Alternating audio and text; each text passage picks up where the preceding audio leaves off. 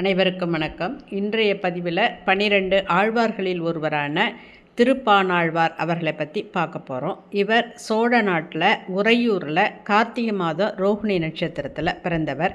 8ஆம் நூற்றாண்டைச் சேர்ந்தவர்.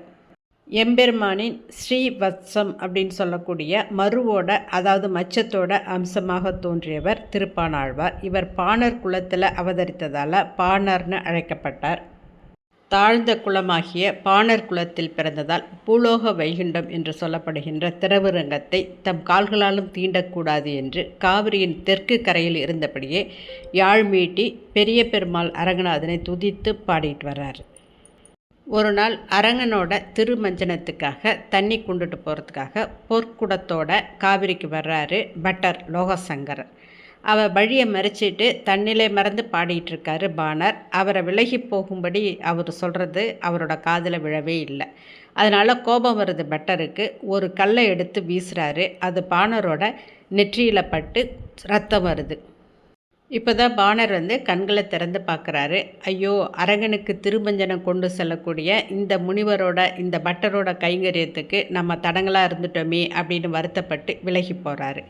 திருமஞ்சன தீர்த்தத்தை எடுத்துக்கிட்டு குடை சாமரம் மேல தாளங்களோட கோயில் சன்னதிக்கு போகிறாரு பட்டர் லோகசங்கரர்.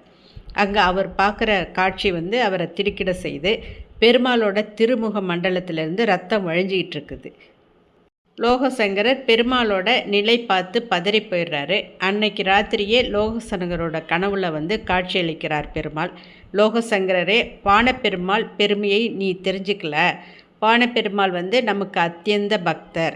நாளை காலையில் அந்த பான் பெருமாளை தோளில் ஏற்றிக்கிட்டு நீ இங்கே அழைச்சிட்டு வரணும் என்னோட சன்னதிக்கு அப்படின்னு உத்தரவு போடுறார்.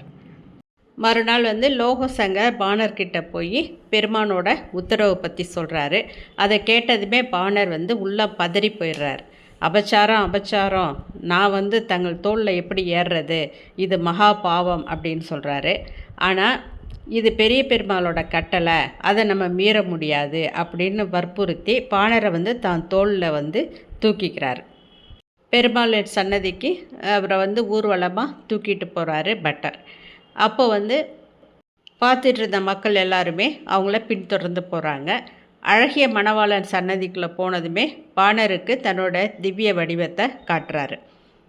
அரகனோட பாதாதி கேச அழகை அவர் அனுபவித்து பார்க்குறாரு. அவருடைய அனுபவம் தான் அமலநாதி பிரான் அப்படின்னு தொடங்கக்கூடிய 10 பாசுரங்களாக வெளிப்படுது.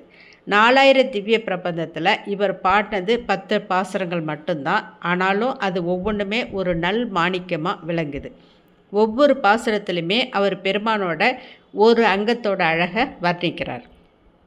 முதல் பாசுரத்தில் திருவடி அழகை பற்றியும், 2வது பாசுரத்தில் பீதக ஆடை அழகு பற்றியும், 3வது பாசுரத்தில் நாபி கமல அழகு பற்றியும், 4வது பாசுரத்தில் உதரபந்தம் அழகு பற்றியும், திரு ஆர மார்பழகு பற்றி 5வது பாசுரத்துலேயும், 6வது பாசுரத்தில் கண்டத்து அழகு பற்றியும், 7வது பாசுரத்தில் திருவாய் அழகு பற்றியும், 8வது பாசுரத்தில் கண்ண அழகு பற்றியும், 9வது பாசுரத்தில் நீலமேனி எழில் பற்றியும், 10வது பாசுரம் மற்றொன்றை காணாத கண்கள் பற்றியும் பாடுறாரு.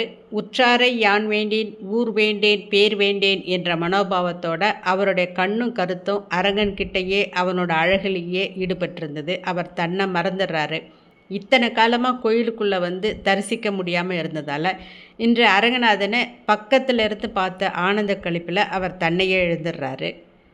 அரங்கநாதா, உன்னை கண்டார கண்ட பிறகு உன்னை கண்ட கண்கள் வேறு எதையும் பார்க்க விரும்புமா அப்படின்னு கேட்குறாரு அரங்கனை பார்த்து.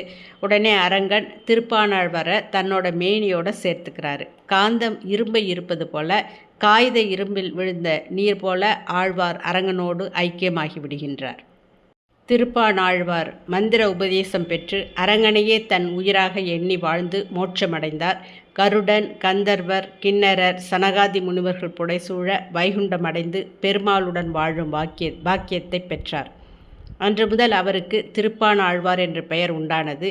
லோக சாரங்க முனிவர் சுமந்து வந்ததால் முனிவாகனர்னு அழைக்கப்பட்டார். இவருடைய வேறு பெயர்கள் பாணர், முனிவாகனர், யோகி வாகனர், கவீஸ்வரர். இந்த பதிவு உங்களுக்கு பிடிச்சிருந்ததுன்னா லைக் பண்ணுங்கள், ஷேர் பண்ணுங்கள், சேனலை சப்ஸ்கிரைப் பண்ணுங்கள். நன்றி, வணக்கம்.